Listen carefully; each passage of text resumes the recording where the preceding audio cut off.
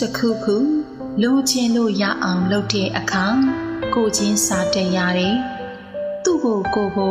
ထဲ့တွက်တတ်တဲ့ကိုချင်းစာတရားဟာလူတဘာဝပဲကိုချင်းစာတရားမပါဘဲနဲ့လောဘကြီးနဲ့ငါရဖို့ကြီးပဲငါရရင်ပြီးရောသူများဘလို့ထိခိုက်ကိစ္စမရှိဘူးဂယုမဆိုင်ဘူးဆိုရင်တော့လူခန္ဓာကိုပုံတရံအတွင်းရှိပေမဲ့လူစကားပြောနေပေမဲ့လူစိတ်မရှိဘူးလို့ပြောရမှာပဲနော်လူမှာမြင့်မြတ်တဲ့တဘာဝရှိပါတယ်လူဘဝရလာတာမြင့်မြတ်တဲ့တဘာဝကိုပို့ပြီးတော့အားကောင်းလာအောင်ကြိုးစားဖို့ပြုစုပြောထောင်ဖို့ပါပဲလူရည်မြင့်မြတ်မှုကိုအကောင်အထည်မဖော်ရင်အဲ့ဒီလူဟာအသိဉာဏ်ပြည့်စုံနေသူမဖြစ်နိုင်ဘူးကိုချင်းစာစိတ်တစ်ခုကိုလက်ကင်ထားရင်ကိုပဲအင်မတန်မြင့်မြတ်တဲ့သူတစ်ယောက်ဖြစ်နေပါပြီ